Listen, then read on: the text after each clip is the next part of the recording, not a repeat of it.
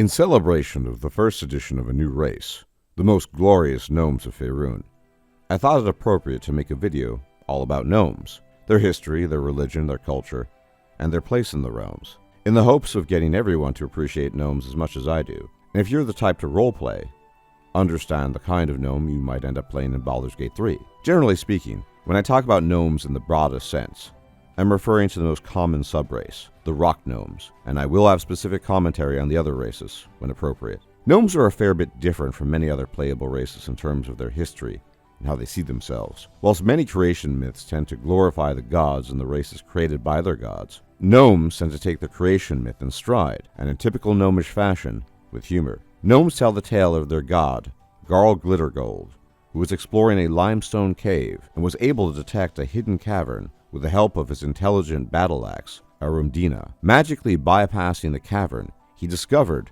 that the walls and ceilings were covered in brilliant gems. Gazing upon the gems, he began blowing on them, and unimaginably tiny forms were set free, becoming the first gnomes. And it is believed that rock gnomes came from diamonds, forest gnomes from emeralds, and Svirfneblin, or deep gnomes, from rubies. Now, of course, the likelihood that this is true is difficult to ascertain, but there is a book in the realms that may at least partly confirm this myth. A book called The Treatise Historical of the Dragon Tyrants purports that gnomes were created from gems in hidden caverns around 24,500 before Dale Reckoning.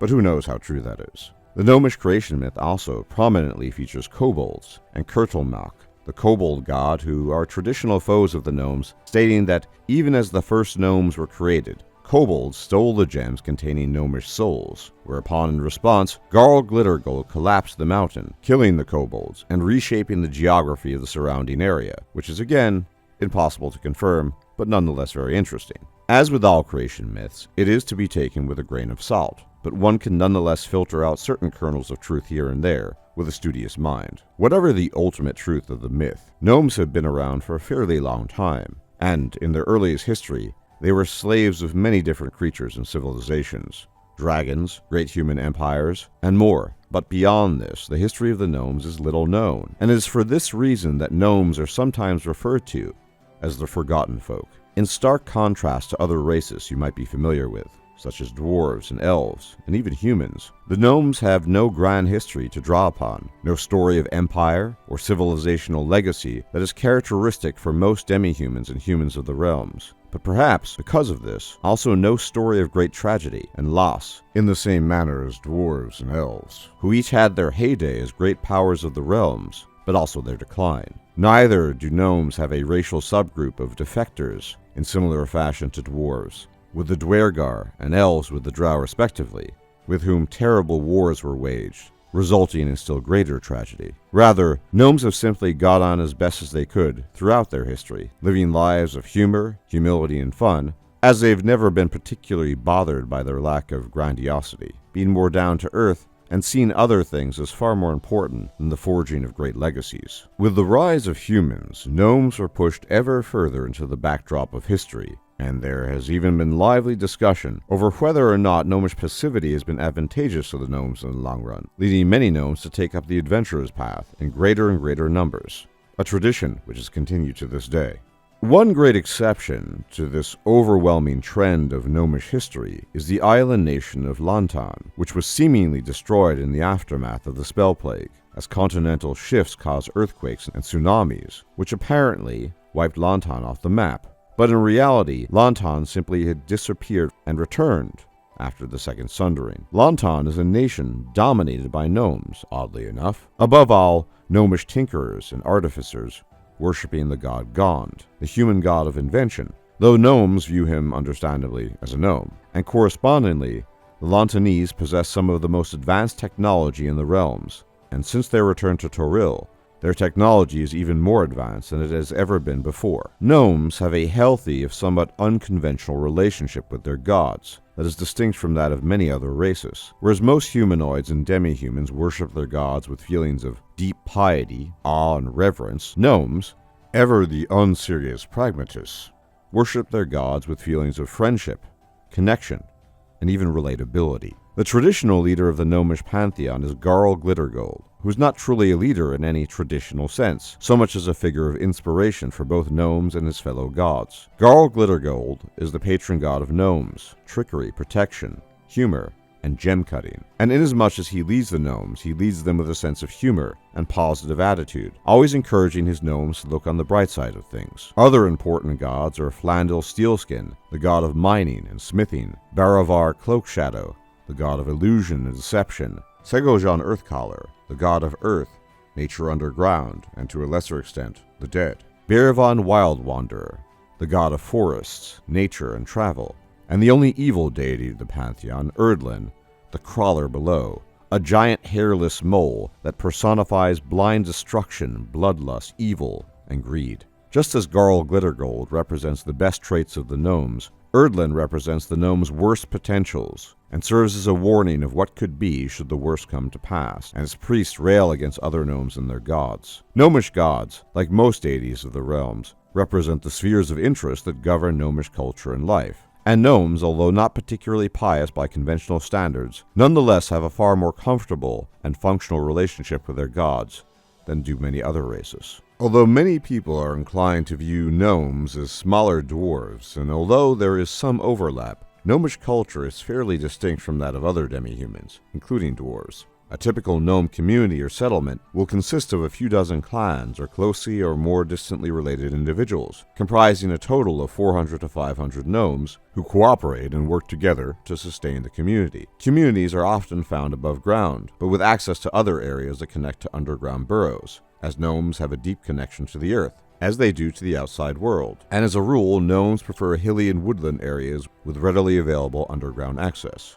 Gnomes do not keep pets, but often have animal allies, frequently of the giant sort that they live in harmony with and often aid, and these are typically badgers, weasels, and wolverines, and such animals rely on the gnomes for food and shelter, and in return the animals help defend gnomish communities. Almost every gnome settlement assigns great importance to mining and craftsmanship, and gnomish gemsmiths are among the most skilled in all the realms, but they are also known for their skill with stonemasonry, woodworking, and textiles. Apart from miners, tradesmen, and craftsmen, merchants play an important role in gnomish culture and society. And although gnomes have no nobility per se, wealthy merchants often fill the role. But such merchant lords are rarely, if ever, exploitative. There are several governing principles of gnomish communities that are simple, but are rarely encountered elsewhere. And one of them is the rare combination of industry and humor. Whereas dwarves are considered too serious and extremely dour, but nonetheless very industrious, and elves are considered flighty and lazy,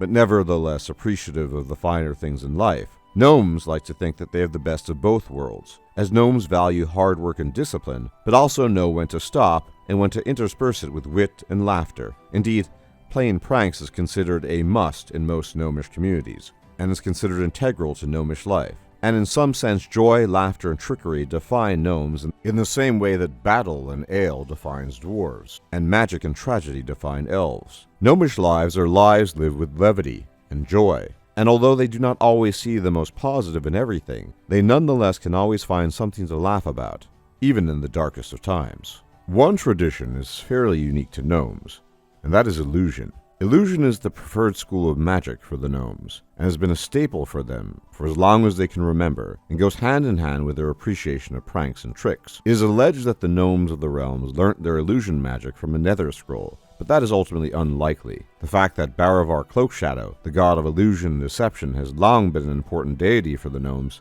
tells another story. It is far more likely that illusion magic was expanded upon after exposure to the nether scroll, rather than having been learnt entirely from it.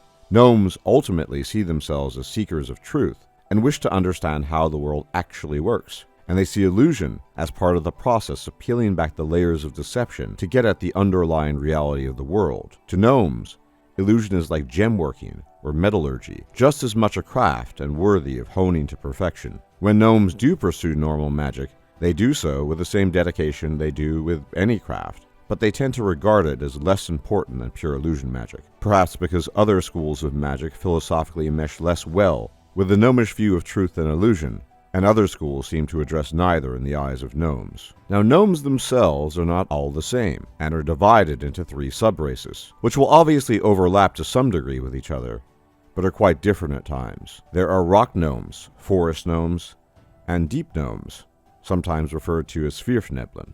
Everything about gnomish culture and community discussed prior applies primarily to rock gnomes. Rock gnomes are by far the most common type of gnome, and the image of gnome that most non-gnomes have in their heads. Their communities and behavior tend to fit how I have described general gnomish behavior and predilections, and they go through life with humor and wit, trying to appreciate it as much as possible, and primarily worship the deity Garl Glittergold, trying to emulate his behavior, as they see him as the perfect rock gnome. They typically weigh between 40 and 45 pounds and are 3 to 3.5 feet tall and can live up to 500 years. Forest gnomes are cousins to rock gnomes, but also somewhat distinct from them. They are a fair bit smaller, both in weight and height, rarely taller than 2'1" or 2'10" inches, and weighing between 26 and 35 pounds, and have similar lifespans to rock gnomes. Far more than rock gnomes, forest gnomes are very shy and rarely mingle with the outside world to the same degree as rock gnomes do.